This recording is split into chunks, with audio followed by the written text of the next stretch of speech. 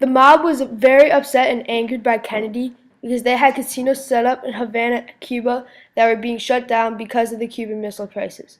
Kennedy shut down all trade to and from Cuba, meaning the mob couldn't get their money. They were forced to shut down the casinos and lose a lot of money.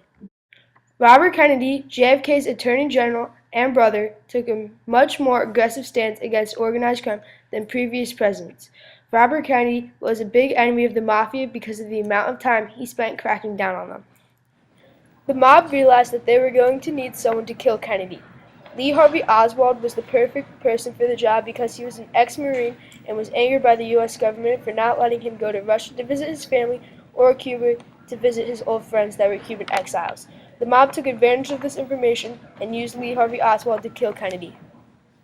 On November 23, 1963, in Dallas, Texas, Lee Harvey Oswald killed Kennedy from the 6th floor of the Dealey Plaza. It is believed that there was a second shooter from the grassy knoll, but according to the video, inside the target car from Discovery, if someone was to shoot Kennedy, his head would have exploded so big that it would have matched the Zapruder film. And it is believed that the mob only wanted Oswald so the assassination didn't look as much of a conspiracy. Here's the video inside the target car that I told you about before. On a California shooting range, we replicated the distances of Dealey Plaza. 3 shots are planned. 1 from Oswald's alleged perch, and 2 from the grassy knoll location. No one knows what weapon would have been used from the alleged grassy knoll position. Sharpshooter Michael Yardley chose to work with a Winchester, a more accurate rifle than the Carcano. So, you're happy? Yeah, I'm happy. Alrighty. High-speed photography will document our 3 ballistics tests. Behind a protective earthen bunker, the camera operator sets up his controls. Just before the first shot, we rolled in the final guarantee of our forensic accuracy: a large fan. We have the Weather Bureau data, which was taken from just a few miles away. The wind was coming straight at the car at 15 miles per hour, gusting to 20 miles an hour. The limousine had slowed down to between 7 and 8.5 miles an hour. So we've got a total of somewhere between 20 and 25 miles per hour. We want to see how the matter that goes up in the air from that fatal shot, what happens to it. That's why we have a fan. Everything is ready. Now, where do you want me to put that bullet precisely? Well, the theories are that Kennedy was hit in the head somewhere between the ear and the eye and above. So I would say that it'd be right in this area here. Okay, no problem. All right? Yep. Let's go take a look at it. For his first shot, Michael chambers a soft point round. Any professional assassin who wanted to make sure he killed his target would use this kind of bullet. Yardley takes the first grassy knoll shot. His soft point bullet delivered greater damage to the target than seen in the historical record. If a second gunman wanted to take no chances, this would have been the result: complete obliteration of the target.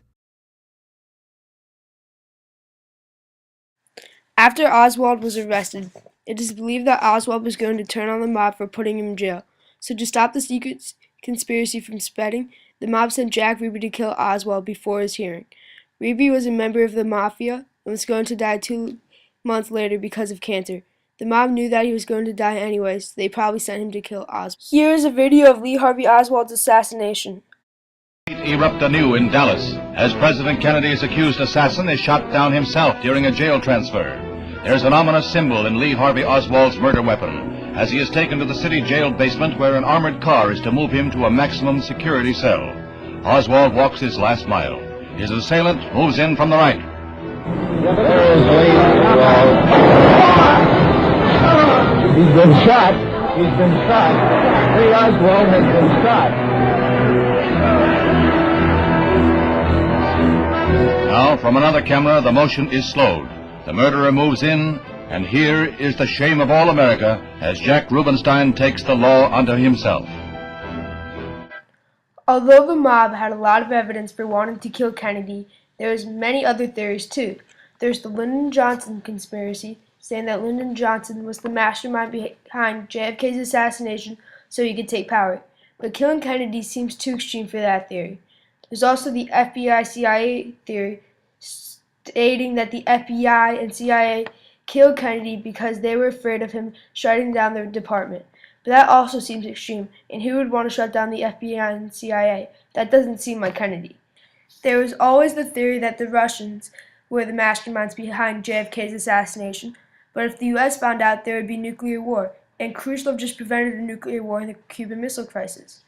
The Cuban and Fidel Castro theory is always a possibility, but if the US found out, Cuba's defense wouldn't sustain a US attack. The point is that there are many theories. They all have their ups and downs, but overall, the mob had the most evidence and the least amount of flaws in its theory.